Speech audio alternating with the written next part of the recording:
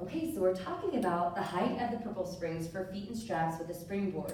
So somebody who is 5'10" would probably prefer the springs at number 5, a little bit higher up. Somebody like my mom who's 5'3", or I think on the paper 5'5", would prefer a number 4.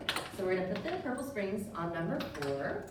And I'm gonna move the straps a little bit out of the way, so my mom's gonna take a breath and grab the backs of our thighs with her feet down, and then roll down to be on our back. And then we're gonna have our purple loops and put the straps over your feet, onto your arches. Good. And something nice about when we get into this position to have a dowel bar connected to the springboard, if she wanted more, if my mom wanted more support to help with pelvic stability, she could reach back and grab that dowel bar that's connected to the springboard. If not, arms can just stay at the sides, heavy through her tailbone. And if you want that, you don't have to do that if you don't want. Let's find Pilates V, squeeze the glutes, find that external rotation, heavy tailbone. We're gonna take a breath with the legs up, tighten the core, and exhale to extend those legs out and down, good. And then we'll inhale to float the legs up. Keep pressing legs together, exhale to stretch. And you can see the challenge of the purple springs is because we're connected, one leg and the other leg, it's difficult to move those legs together. So pressing heels against one another can really help with that. So those legs really feel like they're one leg moving, one piece with the two legs. That's it, good, Mom. So we're gonna take the legs down a bit where you feel you've got control, and we're gonna separate the width of your mat and circle the legs up. This is a greater challenge. Now we're trying to feel that those circles are even. Both legs are opening evenly and coming down together toward the center of the mat. Perfect.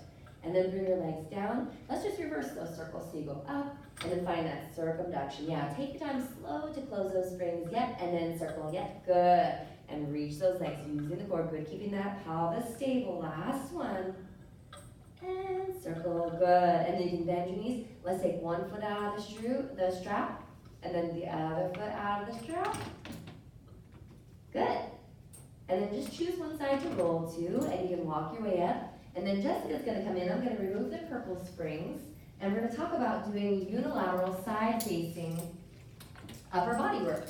And while we're talking about that, we're gonna talk about which springs we would use during which time. So purple springs are heavy. Those are gonna be leg springs. These yellow springs are light. They're for our upper body.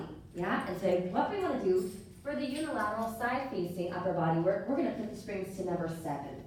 For Jessica, it's gonna be a little closer toward being in line with her elbow. You're gonna face the front of the studio and line your body up with those spring numbers. She's gonna hold that handle in her right hand for just an external rotation. So gazing out, she's gonna rotate, and so she's working into that shoulder cuff, strengthening in that shoulder girdle. Perfect, good. Keeping that core strong. Nice job. Good job, and then we'll come to rest. Good.